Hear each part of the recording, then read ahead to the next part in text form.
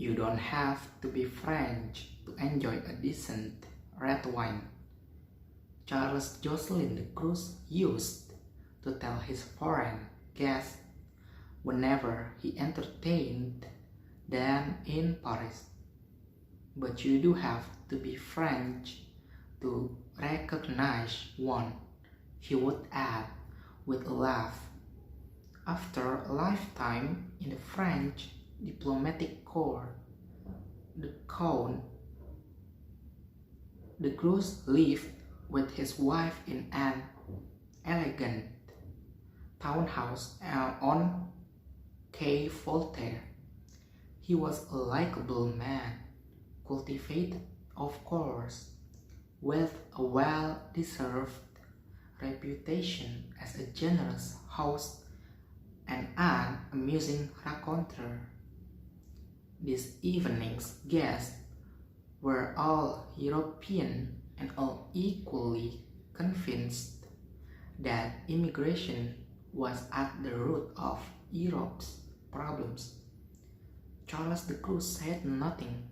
He had always concealed his contempt for such ideas, and in any case, he had never much cared for these particular guests.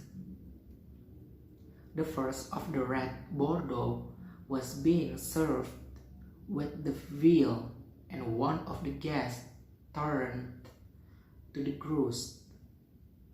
"Come on, Charles, it's simple arithmetic, nothing to do with race or color. You must have had bags of experience of this sort of thing. What do you say?" "Yes, General, bags." "A pen, a postcard, a pencil, a passport, a pin, a passenger, a peer, a policeman, Peter, a newspaper, Poppy, a pepper pot, Paris, a spoon, empty, helpful, stop talking, upstairs, plate, brushed, waited, cleaned, laughed, painted, snout, pushed, shouted,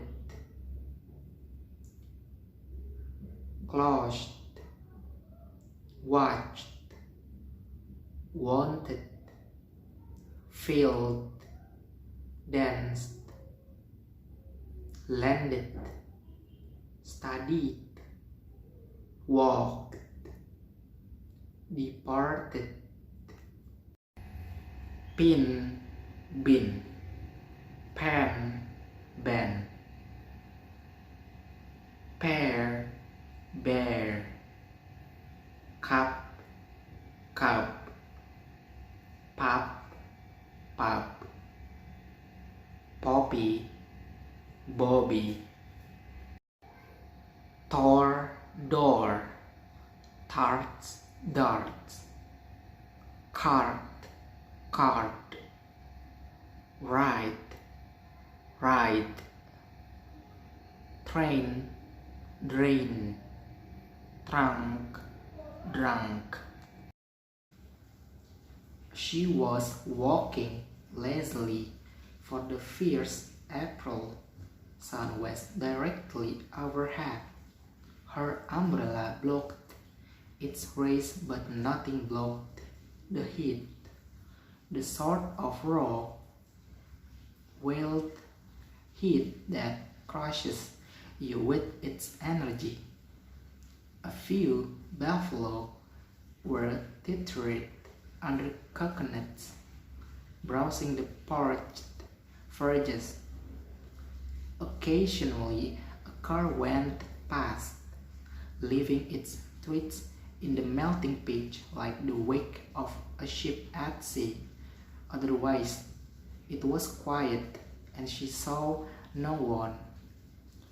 In her long, with Sunday dress, you might have taken Ginny nearing for 14 or 15. In fact, she was 12, a happy, uncomplicated child with a nature as open as the red hibiscus that decorated her black, waist-length hair. Generations earlier, her family had come to Trinidad from India as overseers on the sugar plantation. Her father had had some success through buying and clearing land around Rio Cristalino and planting it with coffee. On the dusty verge, 20 yards ahead of Ginny, a car pulled her up.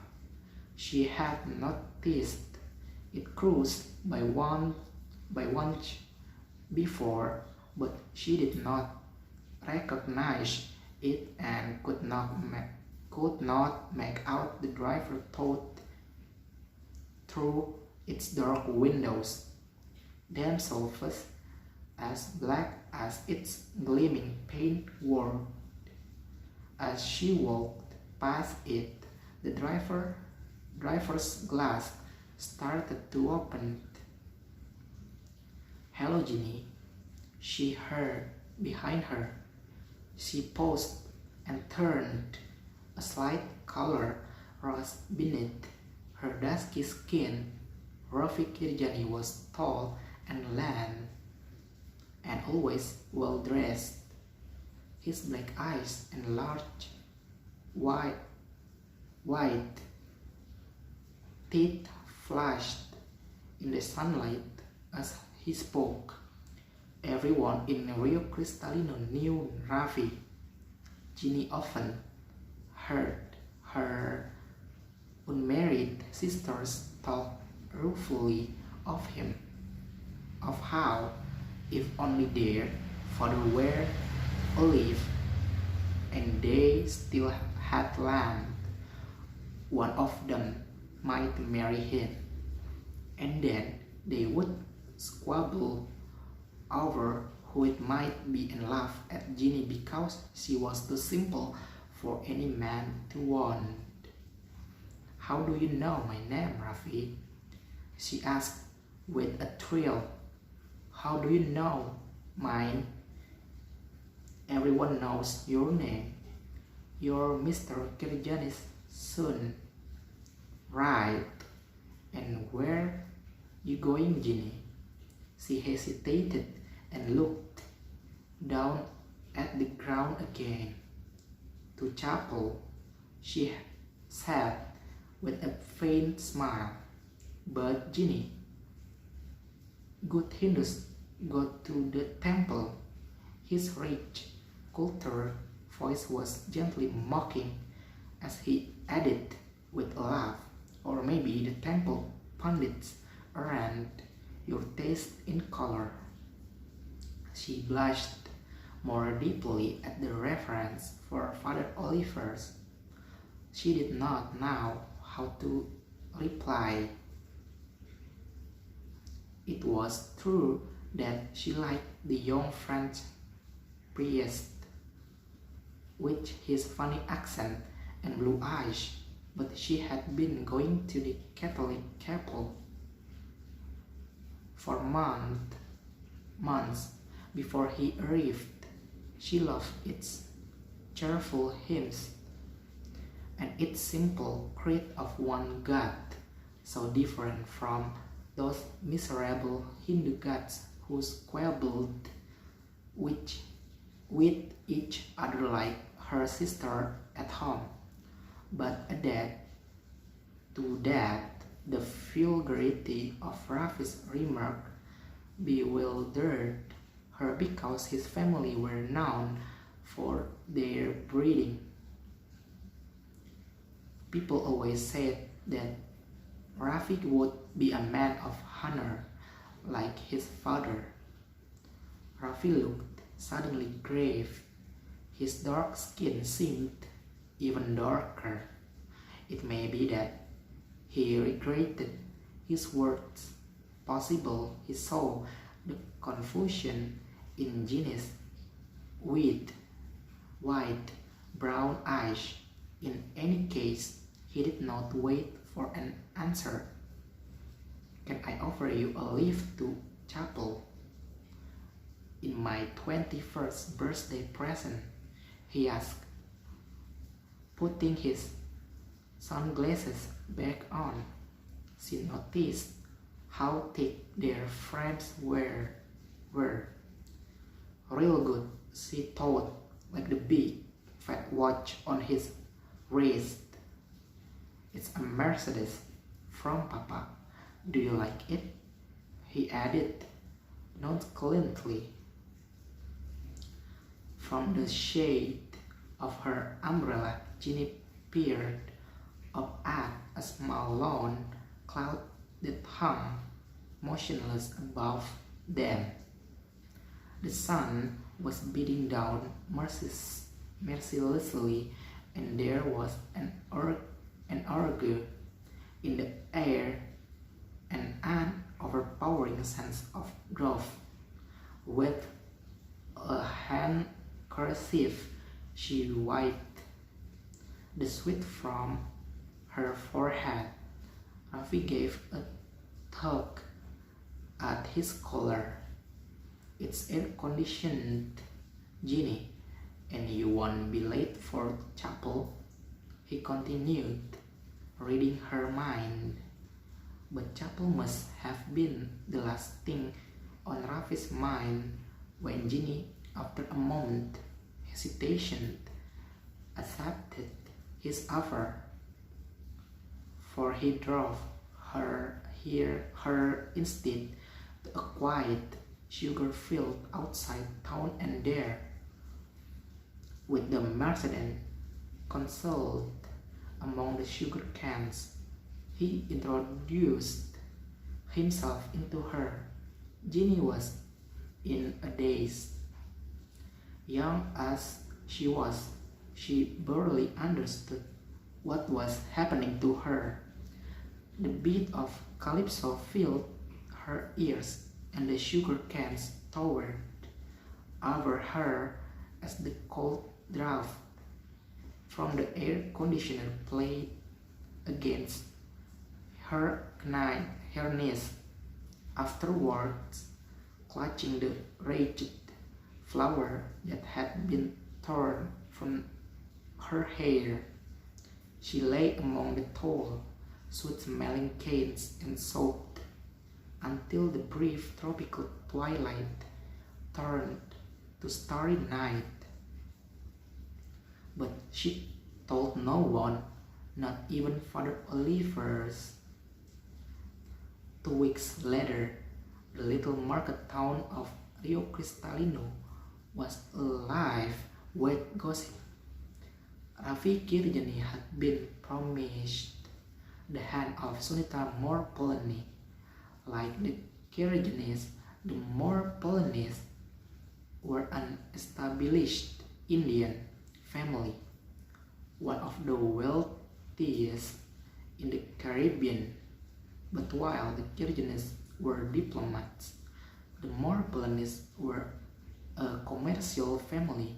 They had made their fortune in retailing long before the collapse in oil prices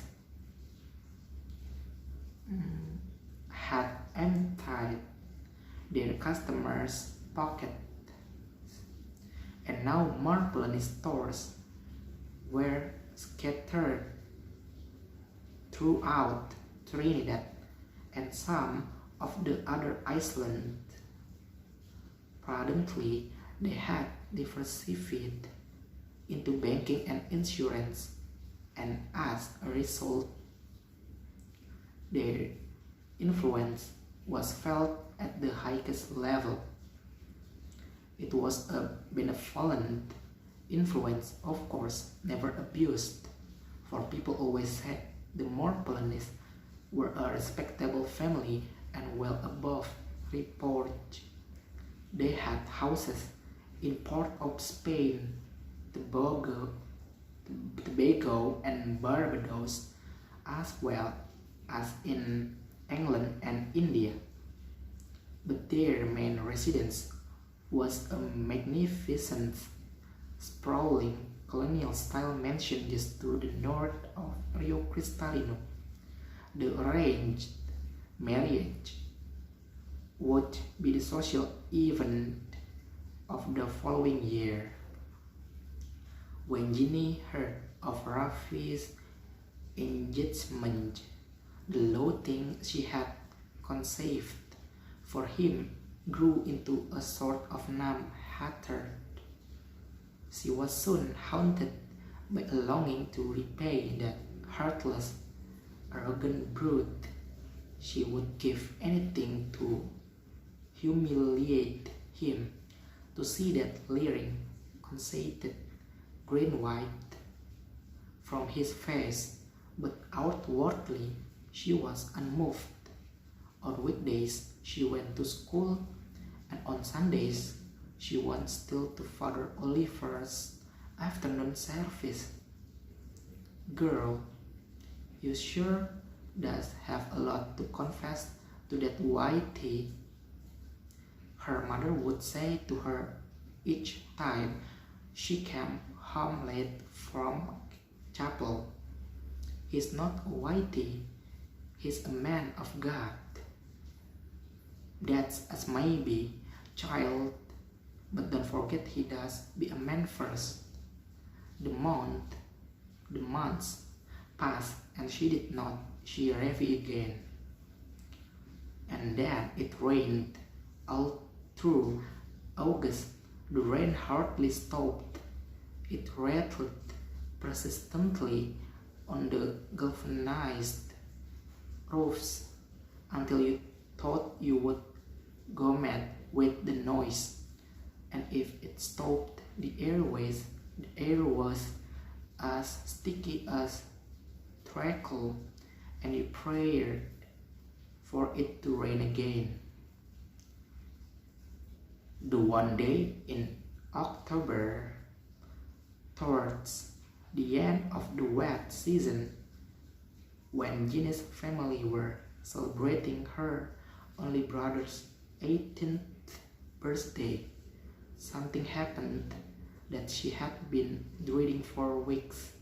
She was lying in the hammock on the balcony playing with her 6-year-old nephew, Penny. Suddenly, Penny cried out, "Ginny, why are you so fat?" Throughout the little frame house, a celebration stopped. On the balcony, Coria's eyes were turned upon Ginny, and you could see what the boy meant. God have mercy on you, Virginia.